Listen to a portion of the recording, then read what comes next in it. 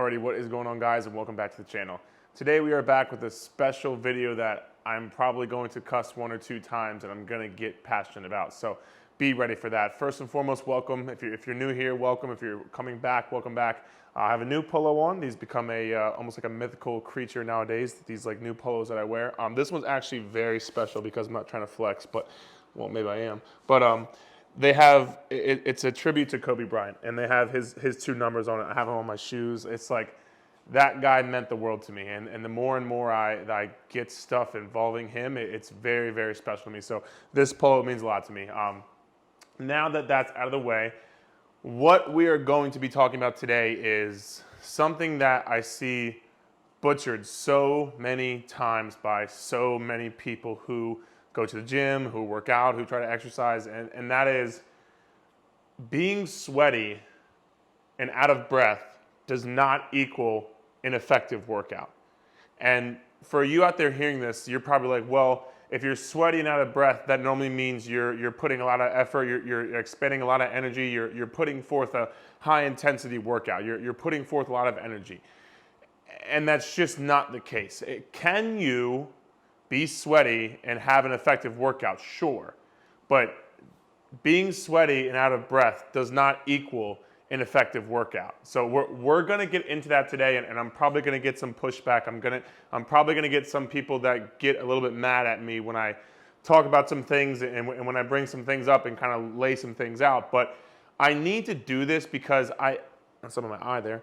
I need to do this because it's very, very important, because when you go into the gym, when you take your precious time, because I know most of you, and apparently everybody these days, are very busy. So when you take your precious time to go into the gym and get a workout, it should be giving you some return, aka getting you closer to your goals.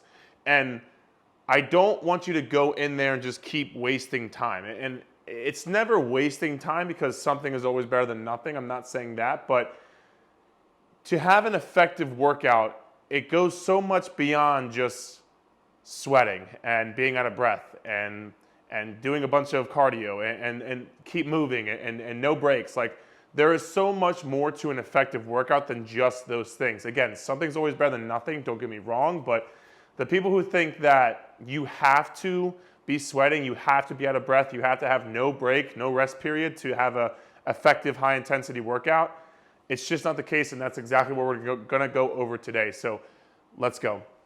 The first thing I'm gonna put is, I put Run, Forrest Run. And I'm gonna say this to you, and I've said this, if you follow me, I've said this a few times, but if you go outside right now, and it's actually a really nice day out, I don't know when this is gonna come out, but it's Sunday, it's like a beautiful day, but if you go outside right now, go into the middle of your street, make sure there's no cars coming, look both ways, go into the middle of your street and just sprint as fast as you can. If you go outside and run as fast as you can for 8 seconds, if that's how long you last, and no, I'm not talking about that. If you go outside and run for 8 seconds as long as you can, as hard as you can, that's gonna get you out of breath for sure. And it's probably gonna make you sweat from those, from that one hard sprint. Just go down the street and run as fast as you can. You'll probably be sweating and you'll probably be out of breath. Did that 8-second sprint make your whole entire day an effective workout? Because the barometer that most people use is, well, if I'm sweating and I'm out of breath, that means I'm getting a good workout. So, okay, go outside, run down the street as fast as you can, and tell me if you think that's an effective workout.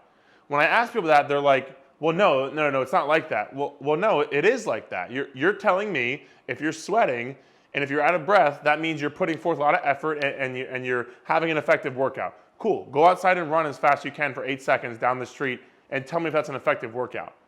Most people will say, no, it's not an effective workout. And then I ask them, well, then what is? What makes an effective workout? Because you are just telling me and you think that you have to be sweating and out of breath to get a good workout. But when I tell you to go do something that does that, you say it's not a good workout. So that's what I get. That's what I tell people, and I get a lot of pushback from it. But it's the same concept. You're getting sweaty, you're getting out of breath, but that doesn't mean it's an effective workout. Anybody can go do that. And you wouldn't think that, oh yeah, that's my workout for the day, I'm done. No, that doesn't make any sense. You would never do that. That's the first one I tell people, and they kind of get a little shift from there. And the other one I say is, like, if you have kids or if you have a dog, literally just fucking chase your kids around the house for 3 times. Chase your dog around the house like fucking the tail. Chase your dog around the house for 3 times in a row. You'll probably be sweating by the end of it. You'll probably be out of breath. Does that mean you had an effective workout? Again, most people are like, well, no, it's not like that. No, it is like that. It's the same thing. If you chase your dog around the house 3 times in a row, you're gonna be sweating and out of breath. So by your standards, from what you think is an effective workout, that would be an effective workout. And that's how I get people to realize that, like, there's so much more than just being sweaty and being out of breath. So many things can make you sweat and be out of breath. That doesn't mean that it's a good workout. That doesn't mean that it's getting you closer to your goals. It doesn't mean it's changing your body. It doesn't mean you're getting strong. There's nothing that really means. For example, I am 6'4", about 200, I hope, 55 pounds by now. I sweat peeling an orange. When I do these videos, I'm done, like my armpits are sweating, I'm sweating. That doesn't mean that, and I'm usually out of breath too because I'm yelling, but that doesn't mean I had an effective workout. I was peeling an orange and I start sweating. That doesn't mean I had an effective workout. I get done these videos and you wouldn't tell me this is an effective workout. So then why do you think when you go to the class upstairs or when you go to your local gym or your local boutique gym and you're running, you're sweating, you're out of breath, you're doing these fucking kicks and shit, that you think you're having an effective workout? Why? Because you think you're sweating and you're out of breath? And you think that means that you're expending a lot of energy? Guys, there's so many things that go into having an effective workout. And I'm here to tell you that that doesn't just mean that if you're sweating, you're putting forth a lot of energy. More times than not, you're actually not putting forth as much energy as you think you may be because you're not capable of it. And that's what leads us into the next thing right here is I put high intensity in quotation marks because, again, the more times I talk to people that go to the gym and that do these classes or whatever, and there's nothing wrong with the classes, don't get me wrong, but the more times that people go and do this, they tell me, man, you know, that really kicked my butt. I'm really out of breath. I didn't take a break the whole time. I'm really sweating. I'm really working hard, expending energy. And then when I get to talking to them, I ask them a few questions. It's like, one, okay, well, if you think you're expending a lot of energy, but you were talking the whole time, or you could carry on a conversation, you could check your phone, you could do this, you could do that. Are you really expending that much energy to do this workout? Yeah, you might be out of breath.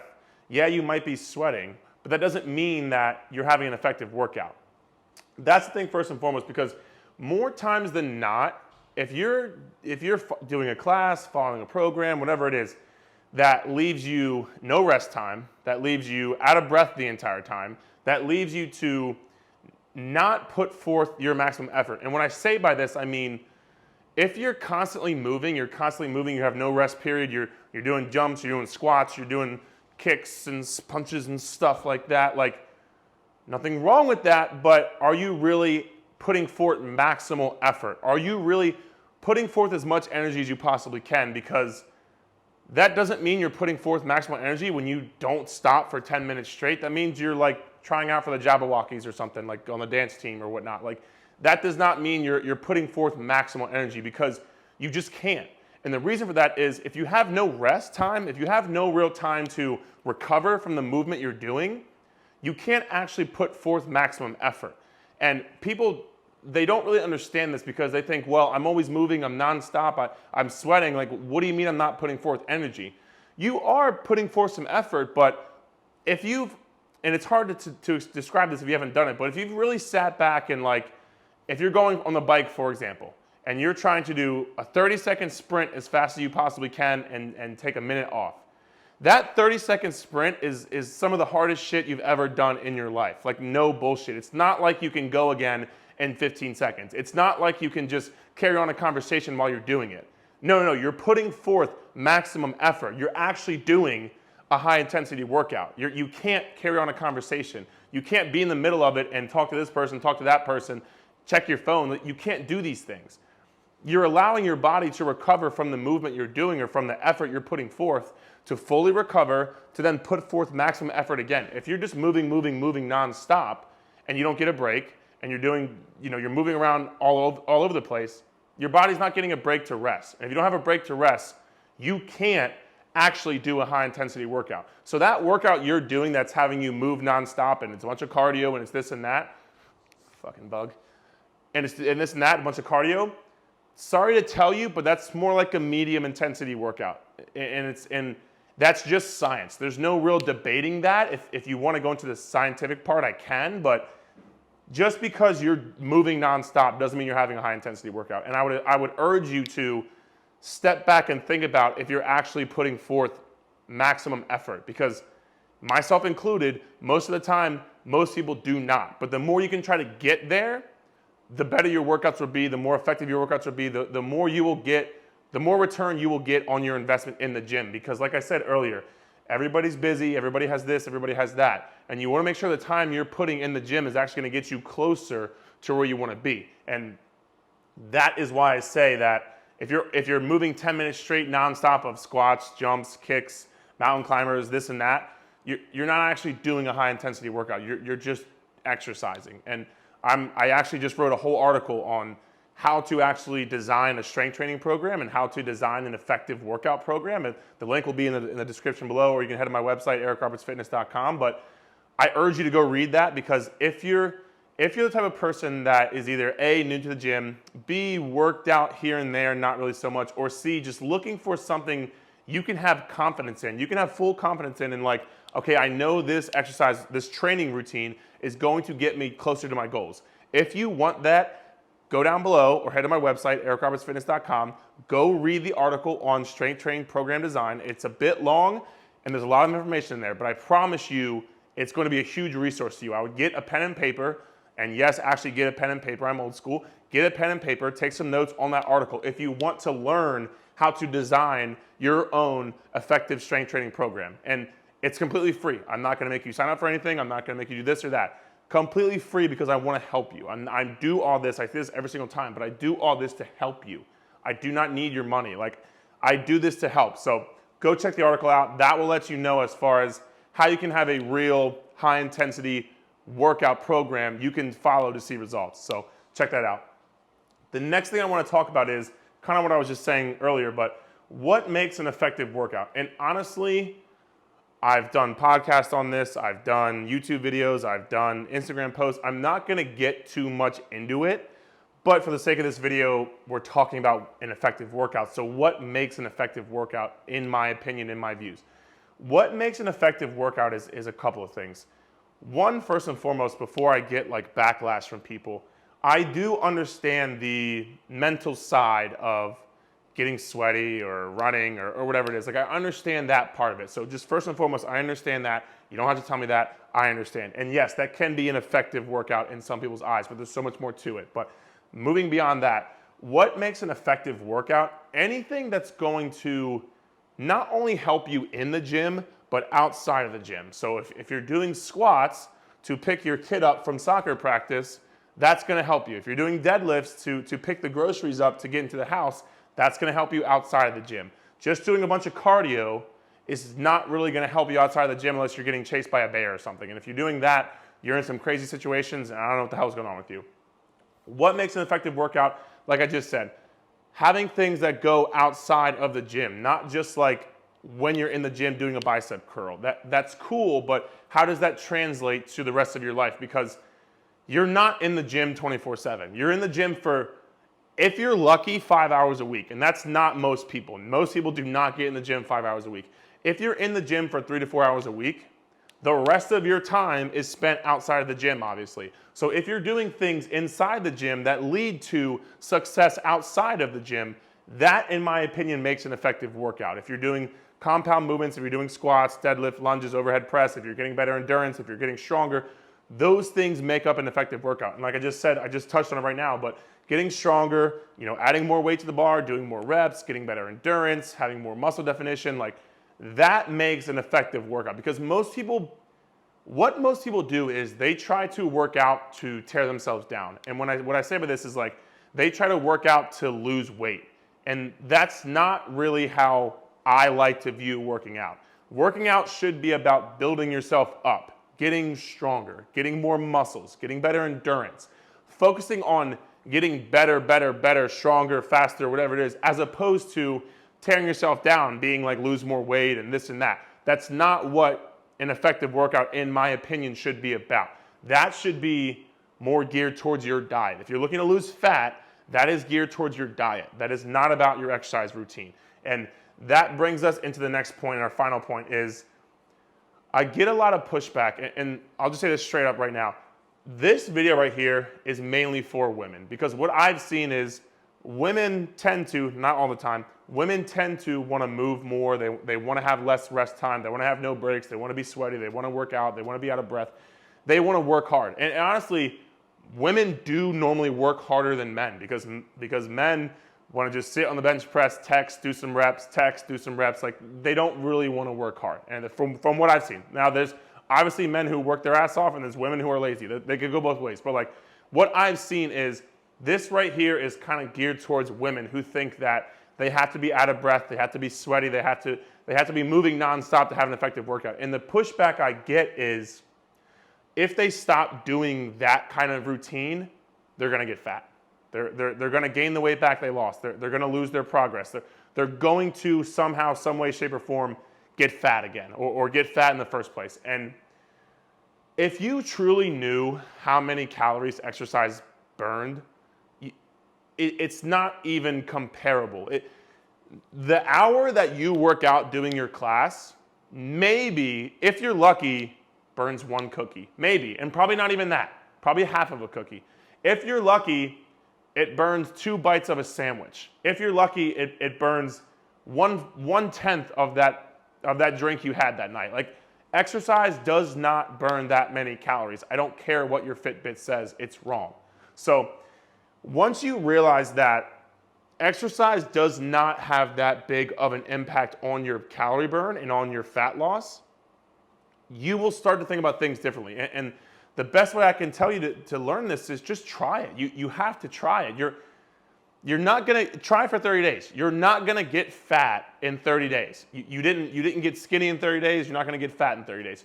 Try it for 30 days and just see what happens. Now, going back to what I said up here, if you're looking for fat loss, it's not about exercise, it's about diet. You have to be in a calorie deficit. Now, does the exercise somewhat contribute to that? Yes, of course, but me scratching my head contributes to me burning calories. Me doing this with my fucking pen contributes to a calorie burn. It's not about the exercise. It's about creating a calorie deficit through your diet. And if you need help with that or don't know how to do that, feel free to reach out to me. I would love to help you. Like, that is what is going to get you to lose fat, is through your diet, not through your exercise. But the one pushback I get is they don't want to stop the routine that they're doing because they're afraid they're going to get fat. What I would tell you is, if you're doing these high intensity workouts 6 days a week, cut back to 5 and do 1 day of strength training. Once you see you're not getting fat, cut back to 4, do 2 days of strength training. Once you see you're not getting fat, 3 and 3. Start doing that. And what you'll realize is, the more you strength train, the less time you'll have to spend in the gym, because strength training changes your body long term. You build muscle, you have a different metabolism, you get stronger. You will build a different body, so you won't have to be in the gym 6 days a week doing your cardio workouts. You can be in the gym 3 days a week, still maintain your body mass, still maintain your look, eat more, and all around win. All because you took the chance to strength train. It's going to make the biggest difference in the world for you, I promise. Stop focusing on getting fat. Again, you shouldn't be worried about losing fat through your exercise, like I talked about up here. You should be worried about getting stronger, getting more muscle, doing more reps, getting better endurance. Worry about those things when it comes to exercise, not about calorie burn. If you do that, you won't worry about how sweaty you are. You won't worry about how out of breath you are. You'll worry about, am I getting stronger? Am I doing more reps? You'll worry about the right things, as opposed to worrying about if I can be sweating out of breath to have a great workout to really kick my butt. And one last note, and I can't say this enough. If you are with a coach that the sole purpose of their workout is to make you sweat and beat you down to the ground and make you out of breath, get a new fucking coach. They do not know what the fuck they're doing. And you are going to get hurt. You're going to get injured. You won't see results. Get a new fucking coach if that's who you have in your life right now. I can't say that enough. And I have to say it because it's very, very frustrating to me. Get a new coach. If they're doing that, they don't know how to actually train you. They don't know program design. They don't write 4,000-word articles on program design. Get a new coach if that's you. So that was my end rant for this video. I hope this video helped you. I hope it gave you at least thought about a new perspective on exercise, because you shouldn't be worrying about if you're sweaty or out of breath when you work out. You should be worrying about what makes an effective workout: getting stronger, getting more reps, more endurance, losing fat through your diet. Remember, just because you run down the street as fast as you can and get sweaty and out of breath, that does not mean you had an effective workout. So I hope this video helped you guys. If you have questions or concerns, or if you want to come back at me, like, please feel free. I'm all here for it. I'll have a great conversation with you. If you think I'm wrong, please come back and tell me. Drop the comments below, DM me, email me, whatever you have to do. I'd love to hear it. So thank you so much, guys. We'll talk soon.